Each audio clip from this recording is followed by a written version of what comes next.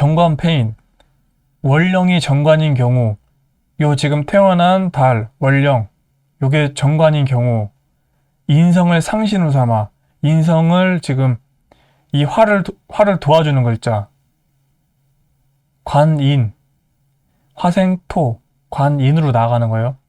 인성을 상신으로 삼아 관성을 보호하면 성격이 된다. 관성을 어떻게 보호하는 거냐면, 이 식신은 이 관을 보면 상하게 해요. 이 글자를 관을 쳐요. 상관 같은 경우에는 관을 상하게 하는 글자, 식신은 그런 의미는 아니지만, 그런 뭐 상신의 역할은 아니지만 똑같아요. 식신도 어찌 됐건 간에 관을 상하게 할 수가 있는 이치여서 결국 식신과 상관은 관을 상하게 하기 때문에 인수로 관을 보호하는 거예요. 인수로 관을 어떻게 보호하냐? 토국수. 그 다음에 이 편인은 도식. 말 그대로 이 식신을 제압하는 그 성향이 매우 강해요. 편인은 특히나. 도식에 관련된 거는 편인이 완벽하게 제압을 해주기 때문에 이렇게 식신이 관을 갖다 상하게 하거나 식상이 강하게 관을 상하게 하는 그런 것들을 이 인수가 확실하게 제압을 해줄 수가 있어요. 그래서 보호하면 성격이 된다. 식상이 정관을 극하고 있을 경우 인성을 상신으로 삼아 식상을 제거하는 경우 성격이 된다. 지금 얘기했던 대로 이 식신이 관을 상하게 하고 요 위에 뜬 거 아래에 뜬 거 이 식상이 많게 되면 이 물이 많게 되면 화를 꺼버리는 거예요. 관을 상하게 하기 때문에 토국수 인수로 갖다 토국수 이 효신으로 토국수 해줘가지고 이걸 제압하게 되면 관인을 해갖고 이 식신을 제압하게 되면 성격이 된다. 그래서 태어난 월령 관 정관격이 관도 쓰면서 인수도 같이 쓰는 거예요. 정관패인. 그 다음 인수용관. 월령이 인수일 때 태어난 달이 이렇게 정인 투출까지 해서 완벽한 정인격.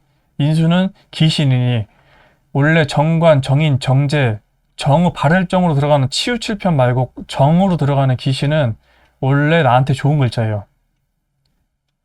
정관으로 생겨주면 관인 쌍전으로 성격이 된다. 정관으로 생겨주면. 그러니까 이 정관, 이 수가 정관인데 수생목해서 이 인수를 살려주면 관인쌍전이 되는 거예요.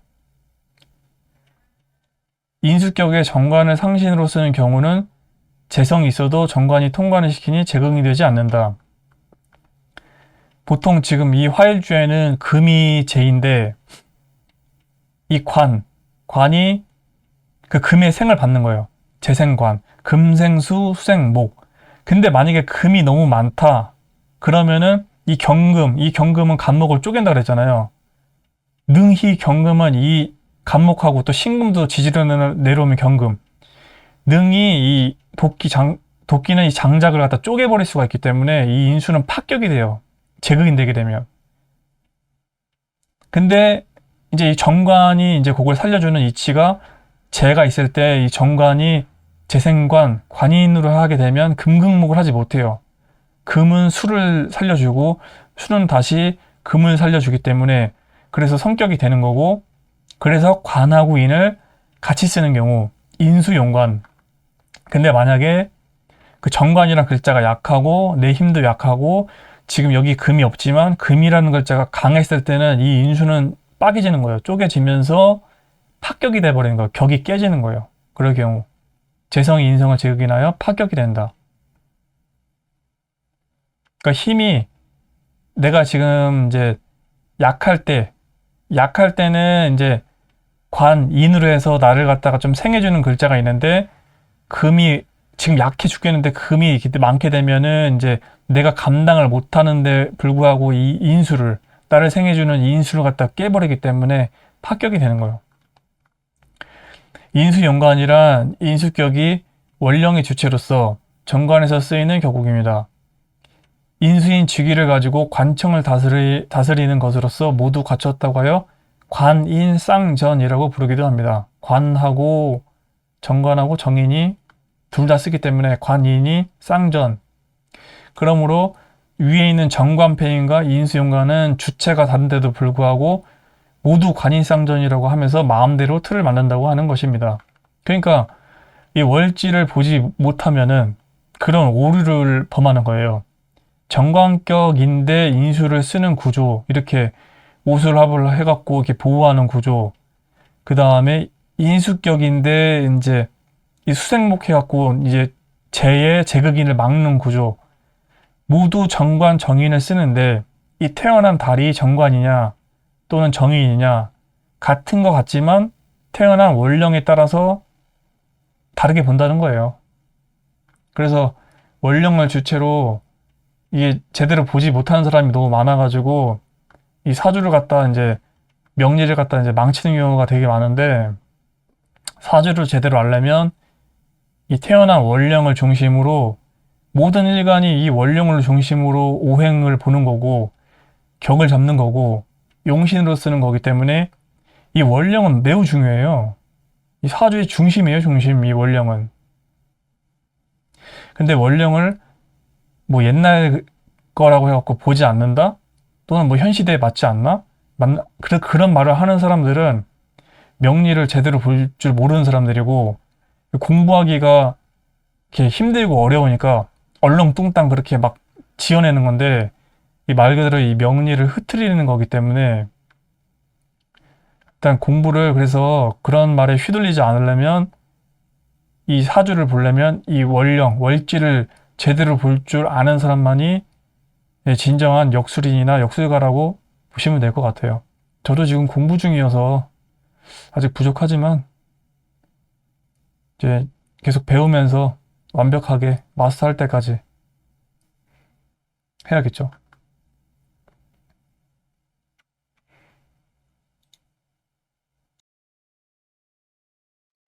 추가적으로 격의 흐름만 볼게요. 어차피 저 뒤로 가면은 저기 본격적으로 격을 따로 해볼 건데, 지금은 이러한 이치가 있다는 것만 간단하게 좀 보고 넘어가 볼게요. 제투식신은 제격이 원령의 주체로서 재성이 천간에 투출하여 식신을 만난 것으로 제격이 식신희생을 받음으로 재봉식생이라고도 합니다. 제투식신은 제격의 원령, 요 지금 태어난 월이 편제, 투간돼서 편제격이에요. 편제격인데 재성이 천간에 투출하여 식신을 만난 것으로 이 식신을 수생목 해주는 이치, 제격이 식신생을 받음으로 재봉식생. 여기 지금 정의만 목을 해서 이게 지금 목으로 좀 바뀐 상황이긴 하지만 어차피 지금 이 지지에 뿌리가 있기 때문에 이건 식신생제가 돼요.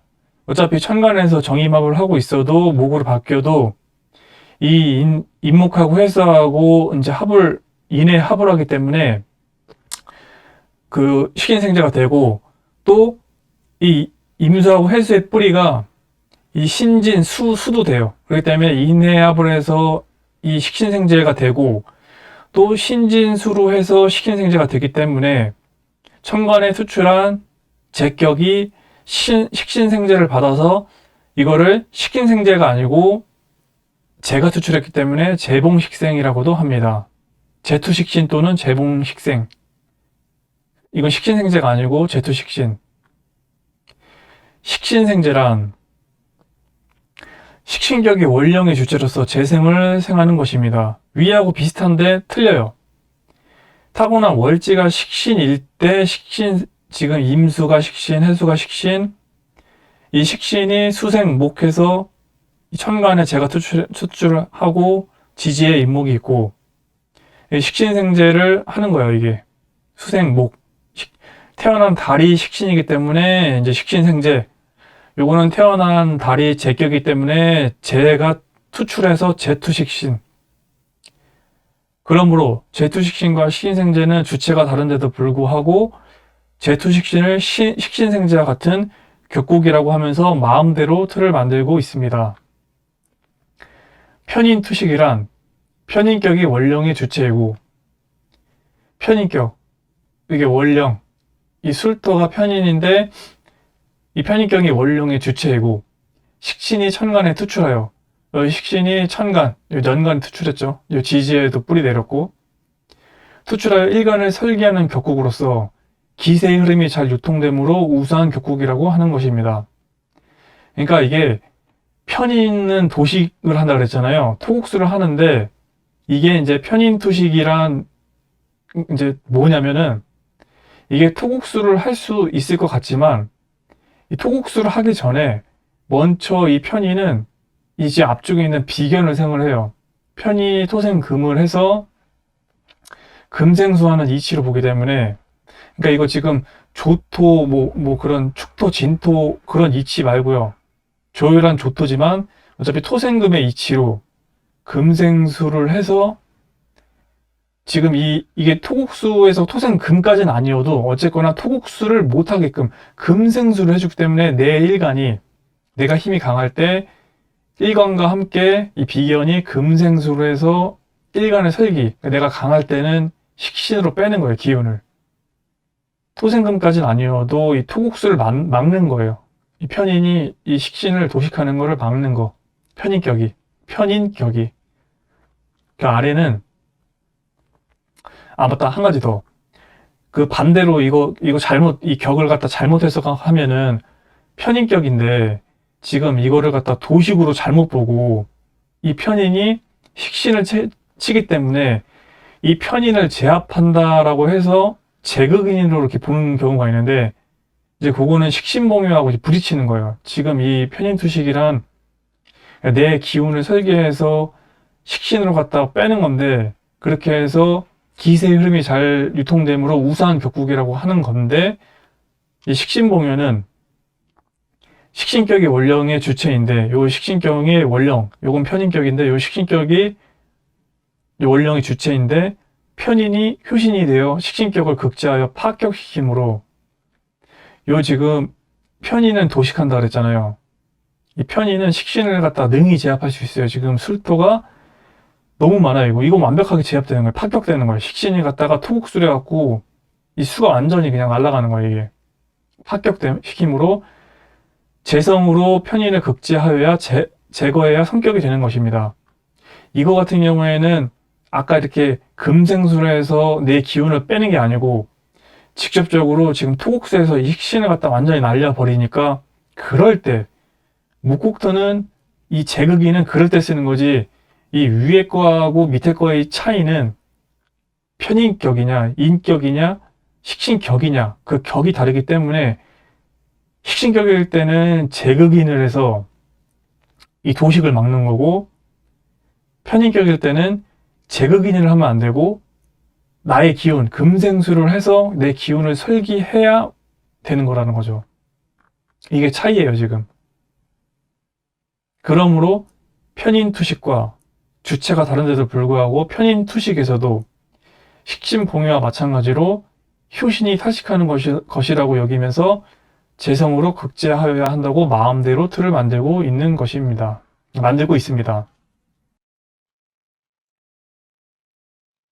살봉식제는 칠살격의 원령의 주체로서 식신의 제함을 받는 격국입니다.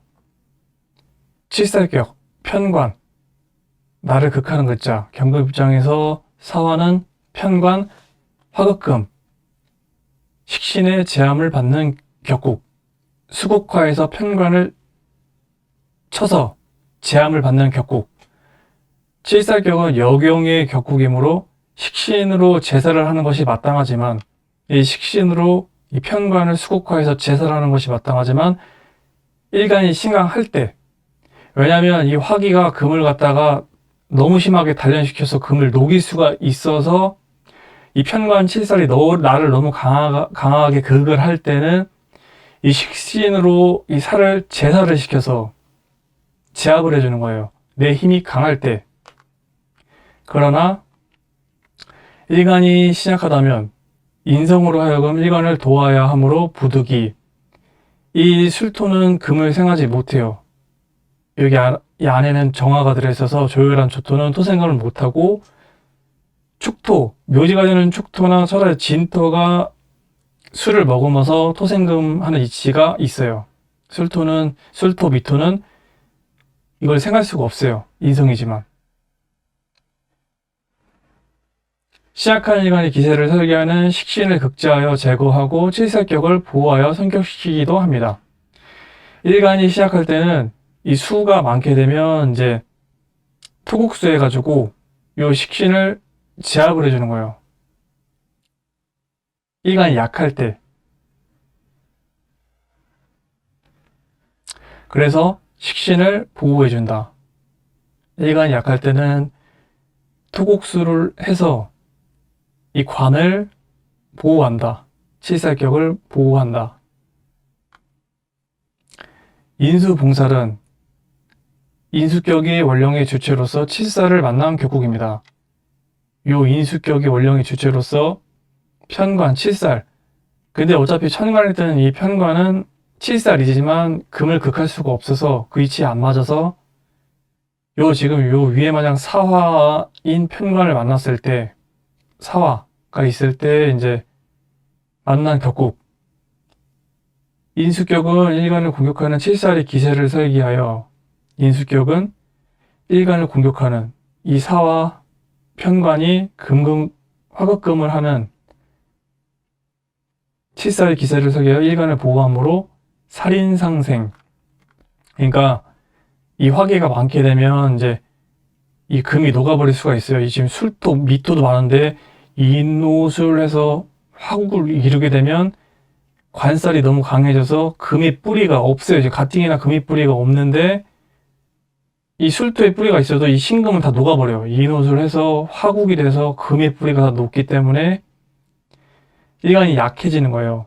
그래서 칠살로 공격을 받는 상황인 거죠. 그럴 때는 살인상생, 이 관살을 화생토, 살인상생, 그러니까 이게 거의 종격이에요. 외격으로 바뀌는 거죠.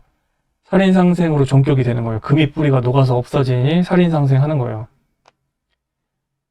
인수봉살의 격국은 일간이 시작할 때 효과적이라고 합니다. 그러므로 살봉식지와 인수봉살은 각자 격국의 주체가 다르고 작용이 다른데도 불구하고 모두 살인상생이라고 여기면서 마음대로 틀을 만들고 있습니다.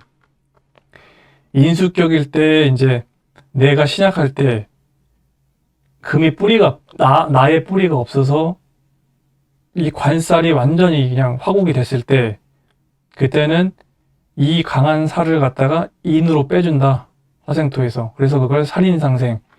위에 살봉식제랑은 좀 틀린 거예요. 위에 살봉식제는 내가 힘이 약할 때 요 식신의 글자를 갖다가 토국수 해줘가지고 이제 그 식신을 막고 토생금 해줘서 나를 살려주는 이치.